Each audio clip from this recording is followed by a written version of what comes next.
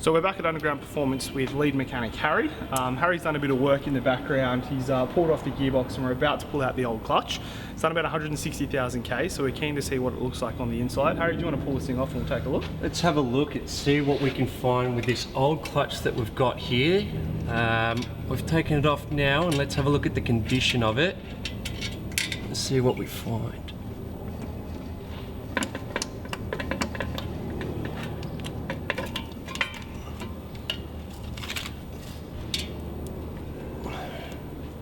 So here we have the clutch.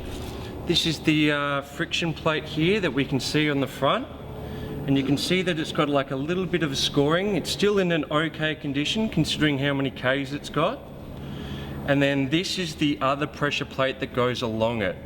From this pressure plate, you can have a look and you can kind of see these little burn marks that are down here. Yeah. Now when we drove it, it was still driving quite well. But you can see that these burn marks will get larger and cause damage over time. So good preventative maintenance, getting this new clutch in to make sure that we can put the power down and get you on your way. Awesome. Well, let's take a look at this new one. So Australian Clutch Services have supported the project with a new single mash flywheel clutch. Look at this beauty. Oh, Quite she nice. is a gem. So this will obviously give us an opportunity to get a little bit more power to the car. You know, without having those burn spots that you're talking about. Definitely, definitely. I find that these clutches do very well in Australia in making sure that for your application, making sure that we can put that power down and make sure that you don't have any issues drivability wise from engine to transmission. Excellent. All right, let's get this bad boy in, hey? Let's do it. Awesome. All right, here's the last bolt holding in the dual mass flywheel.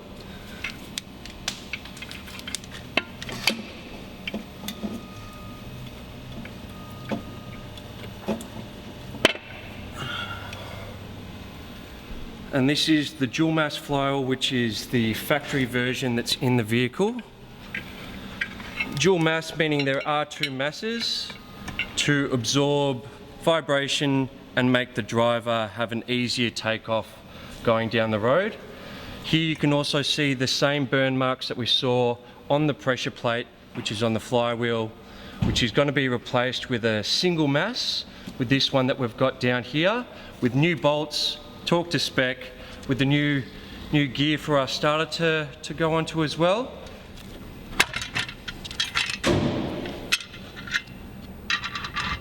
Slightly different. Yeah, they are. They are. Visually, they are quite different. So on this one here, you can see that we've got 1, 2, 3, 4, 5, 6 main contact points. Yep. And on this one, it's just a big round contact patch.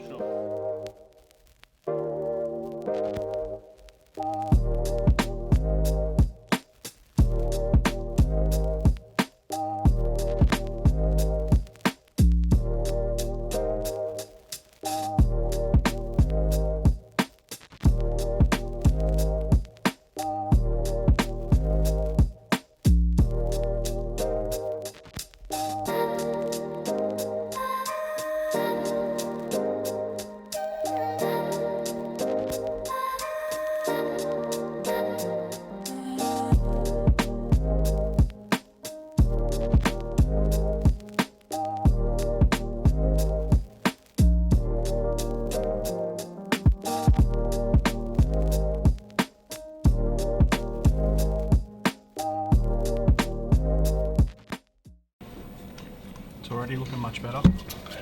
I love a new piece of metal in the car. All right, so she's in. Now we'll have a look at the manufacturer's specification on what torque is required to install this single mass flywheel.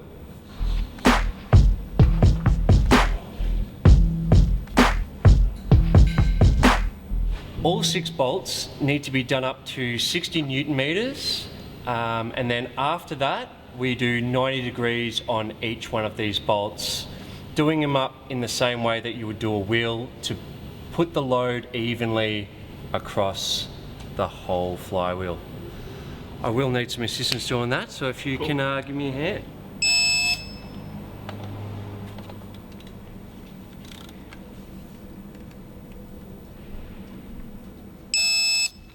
Right, so this is the clutch aligning tool that we use to align the clutch. It sits inside this plate here, and it makes sure that when we bolt it up to the flywheel, that it sits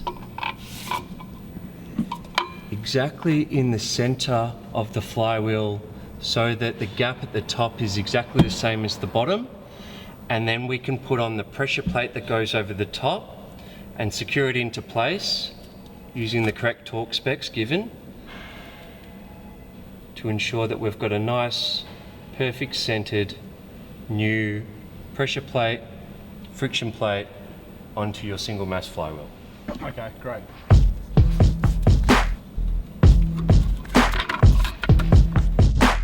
And with the supplied securing bolts, we'll put them in with the correct torque, and that way I'm very confident that we've got it in the right location. Looks much better in there.